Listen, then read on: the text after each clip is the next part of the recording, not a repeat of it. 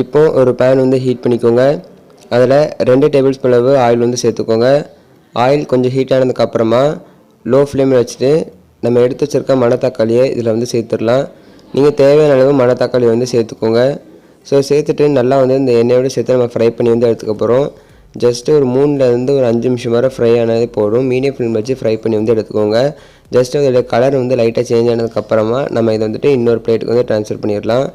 இப்போ பார்த்தீங்க அப்படின்னா நல்லா வந்து கோல்டன் ப்ரௌன் ஆகிடுச்சு. பாருங்கள், உங்களுக்கு கலர் வந்து நல்லா சேஞ்ச் ஆகிருக்கு, உங்களுக்கு தெரியும். ஸோ இப்போ அதை வந்து இன்னொரு பிளேட்டுக்கு வந்து ட்ரான்ஸ்ஃபர் பண்ணிவிட்டு இப்போ அதே ஆயிலில் 1 டேபிள் ஸ்பூன் அளவு கடுகு வந்து சேர்த்துக்கோங்க. கடுகு வந்துட்டு நல்லா ஹீட் ஆனதுக்கப்புறமா இதில் ஒரு 1/2 டேபிள் ஸ்பூன் அளவு வெந்தயம் வந்து சேர்த்துக்கலாம். சேர்த்த உடனே கொஞ்சமாக வந்துட்டு கருவேப்பிலை வந்து சேர்த்துக்கலாம். ஸோ இந்த ஸ்டேஜில் வந்து மீடியம் ஃப்ளேமில் தான் இருக்கணும். ஸோ சேர்த்துட்டு இதில் ஒரு 5 பல் பூண்டை வந்துட்டு இந்த மாதிரி நல்லா வந்து தட்டி வச்சுருக்கேன். ஸோ அதை வந்து இது கூட வந்து சேர்த்துடலாம்.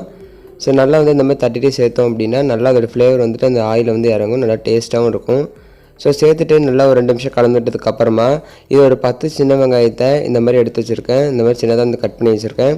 அதே நம்ம இது கூட சேர்த்துட்டு வெங்காயம் நல்லா வந்து வதங்கணும். வதங்கினதுக்கப்புறமா இதில் ஒரு தக்காளியை மிக்ஸி ஜாரில் சேர்த்து நல்லா பேஸ்ட்டை வந்து அரைச்சி வச்சுருக்கேன். அதையும் சேர்த்துட்டு இது பச்சை வாசனை போகிற வரைக்கும் நம்ம ஃப்ரை பண்ணி எடுத்துக்கலாம்.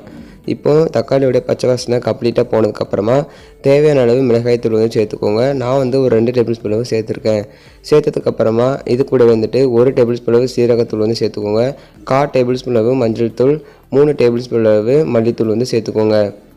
ஸோ இப்போ இதில் 1 டேபிள் ஸ்பூனில் வந்துட்டு இது வந்து சேர்த்தாச்சு. இப்போ இதில் 3 டேபிள் ஸ்பூன் அளவு மல்லித்தூள் வந்து சேர்த்துக்கோங்க.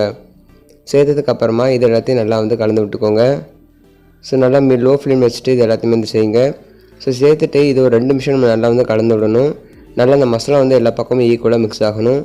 மிக்ஸ் ஆனதுக்கப்புறமா ஒரு நெல்லிக்காய் சைஸ் அளவு புளியை இந்த மாதிரி தண்ணியில் வந்து கரைச்சிட்டு வந்து சேர்த்துக்கோங்க.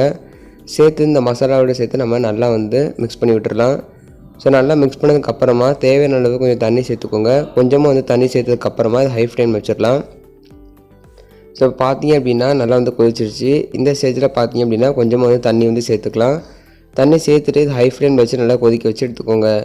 இப்போ நல்லா கொதிச்சதுக்கப்புறமா நம்ம இது கூடவே அரைச்சி வச்சுருக்க தேங்காயை வந்து சேர்த்துக்கோங்க. ஒரு 4 டேபிள் ஸ்பூன் அளவு தேங்காயை நல்லா மிக்சியில் இந்த மாதிரி தண்ணி விட்டு நல்லா வந்து பேஸ்ட்டாக அரைச்சி இதை சேர்த்துக்கோங்க. அதுக்கப்புறமா நம்ம எடுத்து வறுத்து வச்சுருக்க மணத்தக்காளி கீரையை சேர்த்து தேவையான அளவு உப்பு சேர்த்து ஸ்டவ் ஆஃப் பண்ணிடுங்க. அவ்வளோதான் ஃப்ரெண்ட்ஸ், ரொம்பவே சூப்பராக ஹெல்த்தியான மணத்தக்காளி கீரை குழம்பு வந்து தயாராகிடுச்சு. ஸோ இந்த வீடியோ உங்கள் எல்லாத்துக்குமே கன்ஃபார்ம் பிடிச்சிருக்குன்னு நினைக்கிறேன். இந்த வீடியோ பிடிச்சிச்சுன்னா மறக்காமல் நீங்கள் நம்ம சேனல் சப்ஸ்கிரைப் பண்ணிக்கோங்க. இது போல வீடியோஸை மிஸ் பண்ணாமல் பாருங்கள்.